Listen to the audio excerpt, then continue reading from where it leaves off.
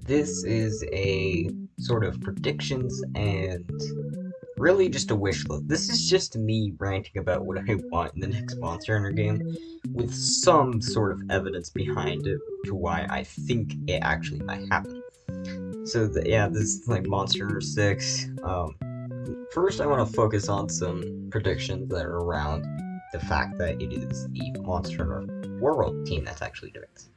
Now, why I think that's important is because there is some interesting statements that have been given by the Monster Hunter World team, as well as some things that are pretty obvious if you played the game and compare it to other Monster Hunter games, such as ones from even its own generation, Rise, and ones from before that, 4, and Try. So the first of this is the fact that underwater combat might be coming back, and I know that this is like a big thing everyone's saying is gonna happen because, like, well, that would be exciting. It would be cool to see underwater combat given its time to shine again, and also all these monsters that we haven't seen again because of the fact of underwater combat just not returning, such as like the Gobble and fucking yeah, just Gobble. Why can't we have Gobble again? We should have gone with Rise. That's besides the point. There's also other monsters that are severely limited, as in Monster Hunter Try, you could see that Plustyoth was not that bad of a fight in that game with the underwater combat. Which just goes to show, it's better. Now this might be a little biased, but the things I have to back up this random wish of underwater combat is the fact that Legia Cruise was planned. Now, while this may seem like a bit of a stretch, like, how do you know that? Well, unless you've been living under a rock, which probably if you were asking that question, then if you weren't, then you'll probably know the answer to that, and that we did get to see the Monster Hunter World test footage with Legia Cruise in it. And, like, they were just eating Anjanath. Now, I get it, everyone's saying, Legia Cruise, Legia Cruise, Legia Cruise, we want Legia Cruise. And it might be a little annoying. Honestly, it's annoying for me to say it even, but it's just a really big point you need to bring up in any type of video like this. And another thing about underwater combat might be coming back is, well, the reason that we didn't get Legia Cruise in World was actually because the Leviathan skeleton was not modeled, or not modeled, was not, it was just having problems with model rigging and animation rigging. Just a bunch of coding bullshit. And so then, in Rise, though, Skeleton was fixed. That's right. We got some pretty interesting Leviathans in that game that I really liked. One of those were Ludroth. I fucking love Ludroth. They're my favorite in Monster Generations Ultimate and Try, and just they're such a good monster. They're so effective. They have all this cool biology that has to do with their main. And then the other Ludroth are also pretty cool. The harem thing's a little weird, eh.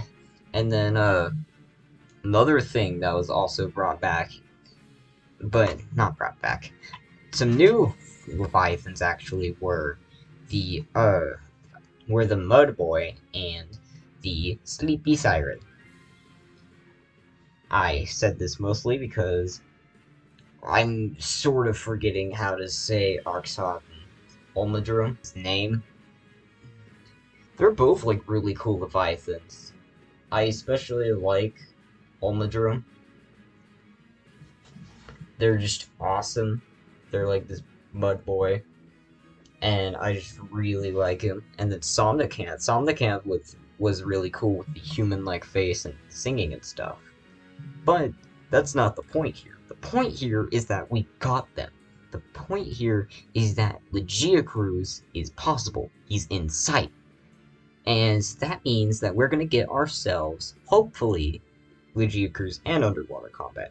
And another thing to prove this and back this up a little bit is that in an interview, they did say that they wanted underwater combat. It was just taking too much time. Which, as we know from the developers of Try, that underwater combat is like one of the more time-consuming parts of the development, and is something that was only in Try and wasn't even in Portable, and only in Try and Ultimate, because the production was just so ungodly. But since we already had the foundations of World and some other things, like maybe it can happen. It's entirely possible. Yeah, they've had like a year to do it. And one minor lore detail that was known after, if you like listened to the fucking NPCs talking after the Zora Magdaros fight when you got in a high rank in World, which you're only a psychopath if you did that. I should know, I did it. And that's that Zora Magdaros, his death creates an ocean environment. Now, I think this is an overlooked detail in this argument, which is really strange because of how much significance that has. Because that means that it is literally planned from the game here that underwater is supposed to be in the New World. Now, are we gonna get the New World in the new game? That is really interesting concept. Because, as I've seen like other people mention, Monster Hunter teams really don't like to linger too much on the past. Though with Monster Hunter Generation, since that was an anniversary game, they did that. But another thing is, with all the theories that March will be the when Monster Hunter 6 comes out, and since the Tokyo Game Show was a flop, we don't know if that's going to happen. Though if it is, that would also be the anniversary, which hopefully means that we'll be able to see the New World again. I don't know where I'm going with this, but yeah, it is also confirmed that there is like some parts of the New World we just didn't get to see because it was too dangerous. And the fact that if we visit a lot longer later, like longer down the line, we might actually get to see Astera change, Celiana. Maybe we get to see like an entire Third Fleet base. That'd be interesting. But honestly, it's just really all interesting. I can't really say more about it. It's a fun concept to play around with. And then, another thing is that, frontier monsters. So, in Monster Hunter, we have the batshit crazy MMO, Monster Hunter Frontiers. And Monster Hunter Frontiers monsters have actually been covered a lot better by CR Volcanic. I'll have to link that in case you haven't watched it, which is why are you watching me instead of him? So in Monster Hunter 1, we actually got Hypnocrates and Vasioth in the G expansion, which was more of just another game, because that's how it worked. In that expansion, we got Vasioth and Hypnocrates, but that was a little frowned down upon by the Monster Hunter Frontiers players, because they were like, why would I play with this MMO when I can just go play this one for the monsters? So they really didn't do that again.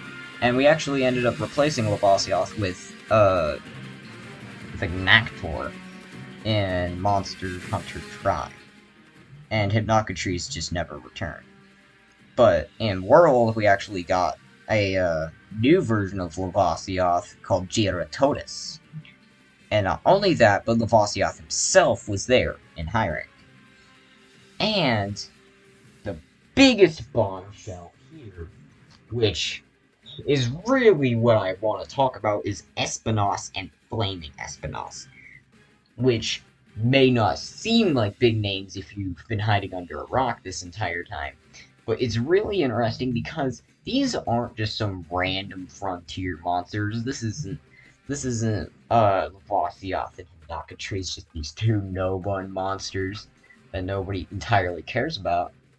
This is the flagship of Frontiers. And by the time he appeared, the game had actually been dead for a few years. So, like, this really is something that we get to think about, and it's really exciting, because Monster Hunter Frontiers is such an unexplored part of the game, franchised by, like, Western fans who are purists, like, the designs and everything for Frontiers is like really cool, and I'm really sad that we had to see it go before we could play out here in the West. But it's honestly really cool that we're gonna still get to experience some of the monsters, if this means anything. But I still wouldn't get too overhyped on that, as it's a far stretch to say we're gonna get like that many Frontier monsters, because again, that's like entirely new assets for that we could have used on new monsters, because just in the mainline game in general, in the main game, we're not gonna get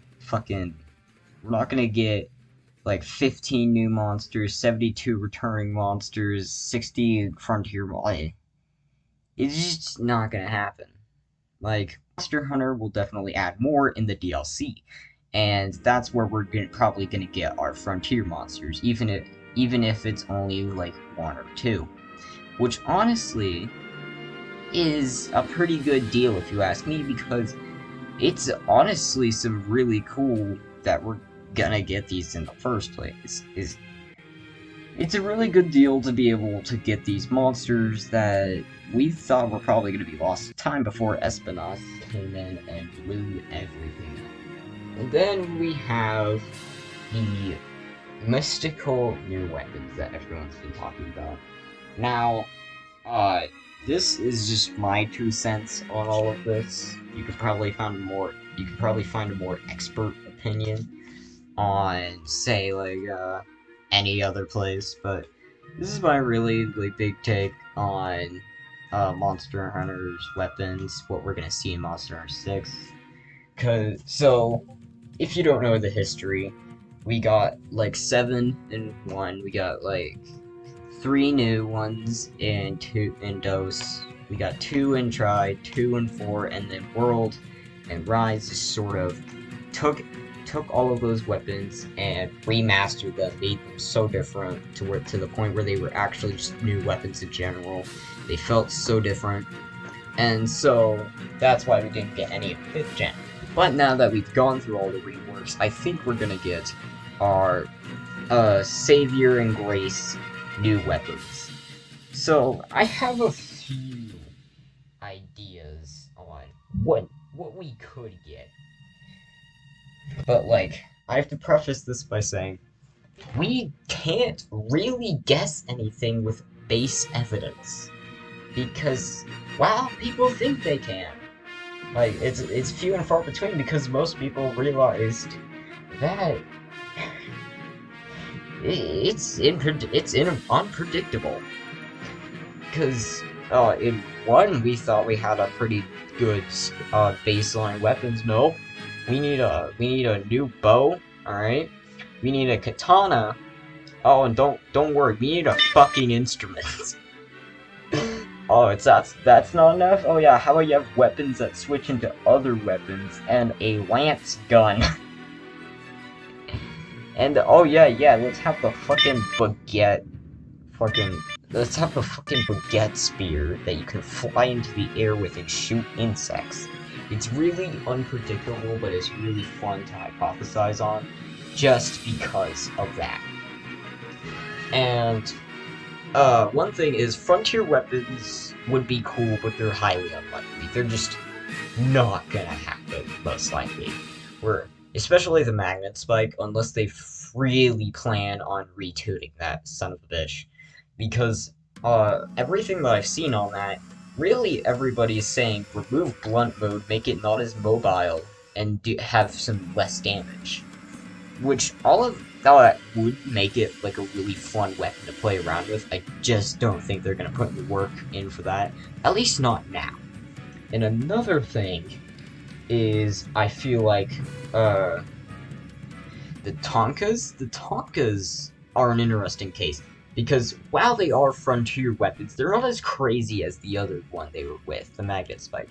The Tonkas are these gauntlets that you just punch them with, and you can with pistons, and you can just shoot up into the air. That's a really cool idea that I think actually can make it back. Though again, it's Frontiers, and I have no idea if they're gonna try that. Though if they do, again, it would be awesome. And then, like, here's by more sense. Okay? So, I've heard people say, yeah, I want a new ranged weapon. I've heard people say that they want everything else. And I don't really know. But I originally was going to say how I wanted a blunt weapon. But then I realized that we already have a good amount of those. We have a good amount of sharp weapons. We have a good amount of everything.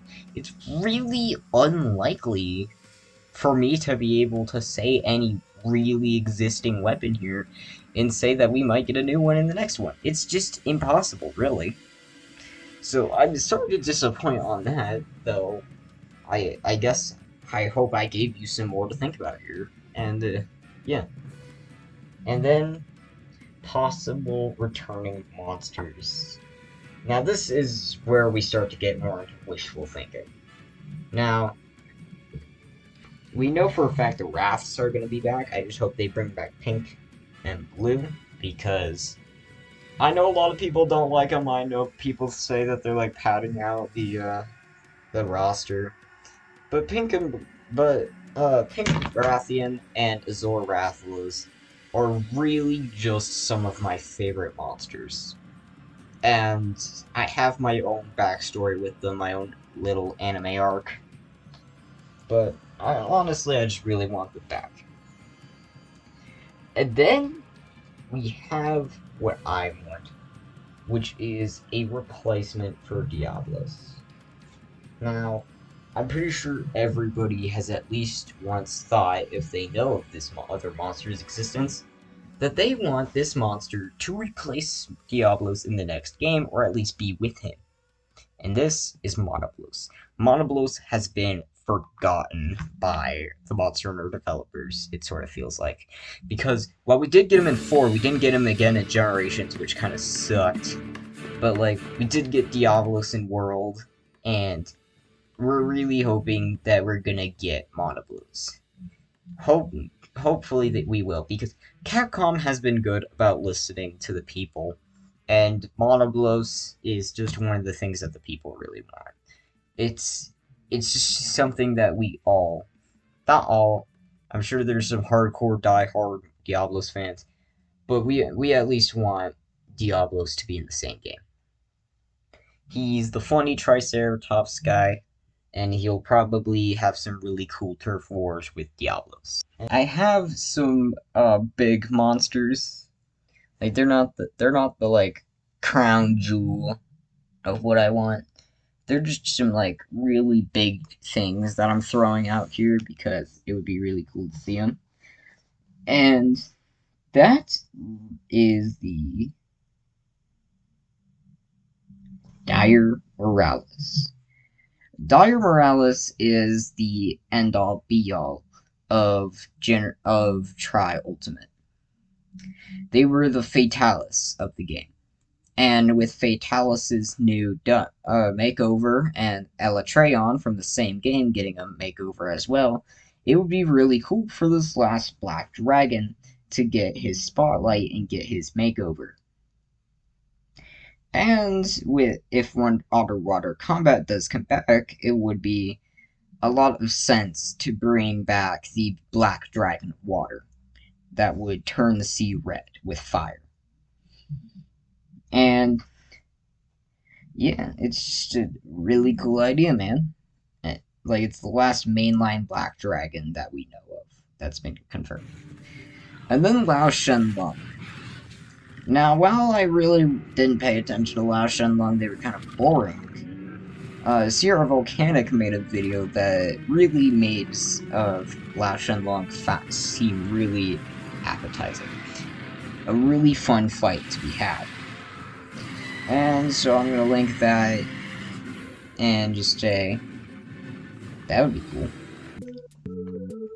Alright, so here I am sort of just recording an outro like a day after I recorded the actual recording. I'm just here to say keep your chin up. Cause while the Tokyo Game Show was indeed a flop, that was just our biggest guess on evidence we had. And I'm sure that March will be when we get the next Monster Hunter, and even if it isn't, we're gonna get it soon. We're not gonna be starved on Monster Hunter for too long, so just watch out for that. And also, you know, subscribe, please.